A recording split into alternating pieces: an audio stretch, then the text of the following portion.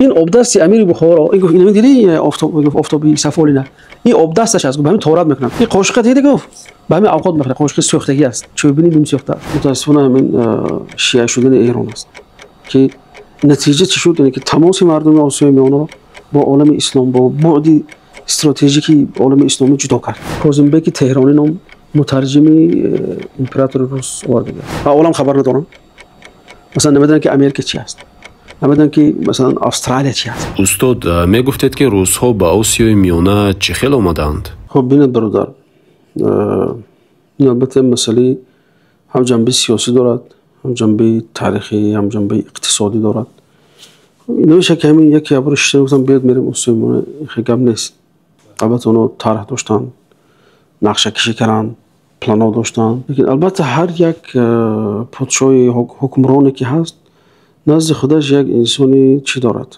یک پدری معنوی دارد یا پدری دارد پدری عقیدوی دارد یا شخص دارد که باید توجه میکند از جهت ایدئولوژی یعنی که ببینید من اونا از اول آرزوی آبهای گرم را به اصطلاح آب گرم یعنی که اقیانوس هند در نظر دارن در زمان پیوتر اونا نقشه داشتن که باید ما باید در اقیانوس هند یعنی که قدمجو داشته باشیم یعنی که بعضی حربی داشته باشیم اینو پلن قدیمی است اونها یعنی این یک چند واقعه شد در عالم یا در خود آسیای میانه یا در روسیه که سبب شد که به آسیای میانه تاثیر رساند خب منفی خب مثبت یعنی باز این اطراف صحبت میکنیم یکمش پرتغالی ها راه بحری رو از غرب اروپا تا هند و چین کشف کردن به اینجا مردم ما همچون یک چی بودن پیروانش بعضی میگه کروسا یک راهی بودن وصل کننده بین چین و بین اروپا از ما یکی از راه ها از ما گذشته توسط ایران ترکیه امروزه بعد اروپا میرفت یکی دیگه از بالا میرفت وقتی که پرتغالی ها راه یافتند به هندوستان یعنی راه آبی یافتند اهمیت اینجا چه کرد سوس کرد اهمیت آسیای میانه برون یعنی که یک نمود گوییم وضع استراتژی و تجارتی ویژه‌ای که مردم داشتن از اون محروم شد تصور کنید بارها مثلا شاید اون زمان میلیون ها دلار کاروان ها میرفتن وقتی اومدن اینجا میشن کاروانسرا بود آدم زندگی بازار سودا میکردن داد گرفت میکردن خیلی یعنی بازارهای محلی هم از این چیز خیلی پول کسب میکرد کاروانسرا مثلا چی میکردن انسان علف فروش و نان فروش و همه اینا مثلا چی هست یعنی که یک بار کاسته شد یعنی که چند فایز از این چیز این البته اقتصاد مردم ضربه میرسونه بعد دومش همون هجوم بردوامی همون قبیله های ازبک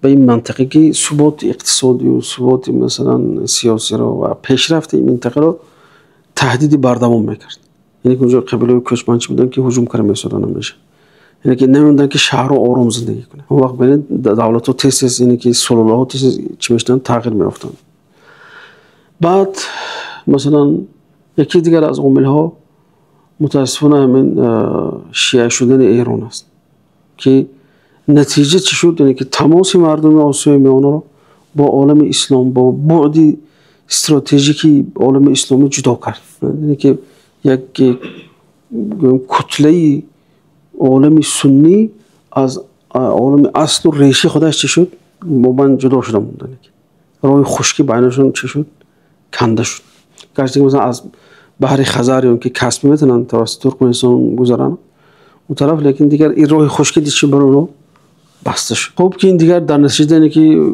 رو به تنزل آورد البته مردم این طرف از همه برادر از همه زیباترین گزارش ها درباره وضع سیاسی و اجتماعی مردم آسیای میانه در زمان امارت بخارا و خانگری ها کاظم بیگ تهرانی نام مترجم امپراتور روس آورده است کاظم میخوانیم که اینه خدا رحمتی احمد دانش نقل میکنه چی میگه این مردک خود احمد دانش اصلا میگه که سبب استیلای روس اینه که نوعده برای همین شاه مظفر بود امیر مظفر بود که خب میگه که یارو پدرش میگه سبک دوش کرد اموالشون رو مصادره کرد آدمای پست بی‌صاحب آورد وظیفه داد تو اینکه اینا چی با این یعنی که همچون غلام حلقه برگشت شد او انسانای توانای سیاست دیده ان کارکشته به اصطلاحی که بودن در زمان پدرش همه اونا رو نابود کرد کادرای نو آورد که هیچ نمیدونن پس آدمای دیدگی به اصطلاح تاجیکان نوکیسه مثلا اونا اومدن فقط در فکر چی؟ کیسه خودشون شدن. دیگه مردم دیگه از هیچ آزرده شده این حکومت و این حکومتداری امیر بخارا و مثلا هیچ فکری مردم نه رحم میسوزد، نه آب میبرد، نه این میکنه، هیچ چیزی نداره. ببینید همین کاظم بک وقتی میسیش ادام میکند، وقتی میرود همراهش 3 چیز گرفته میرود. این خیلی مهم است. این احمد دانش سفیر، یعنی که یک در سفارتی که بخارا با تاشکند با پترزبورگ رفته بود، هیئت سفارت، هیئت، فهمیدید؟ یعنی آدم عادی نیست، یک سیاستمدار است. میگه کاظم بک به من نقل کرد که میگه من یک آفتابه سفالی، یک قاشق آشخوری نیم شکسته، یک نیم سوخته و یک سفالی یعنی شمدان سفالی شکسته، میگه شکسته شده که اطرافش میگه 3 چیز بردم میگه پیش امپراتور موندم. میگه این مرد با کی نقل کرده؟ با احمد دانش. یعنی ببینید سبب اصطلاح بخارا چی هست.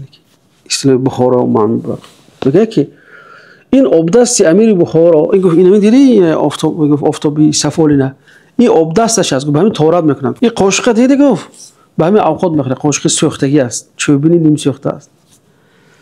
این شمدان دیدی گفت همین به همین این چراغش است، گفت همین چراغش است.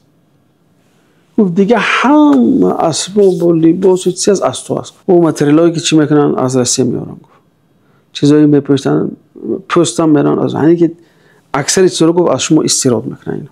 یعنی که از تو تقریبا گفت 90% وابستگی دارد این دولت. هیچ نه فابریک داره، نه زواد داره، نه یگون چی استحصال میکنه. این مرد یعنی که خواست تشویق کنه به چی؟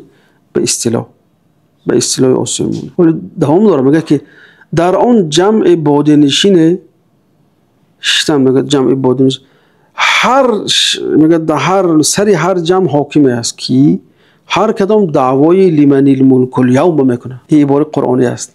یعنی گفته است که اونجا هر یک شهر یا هر یک منطقه حاکم خودش دارد، هرتش میگه که ملک از آن من است.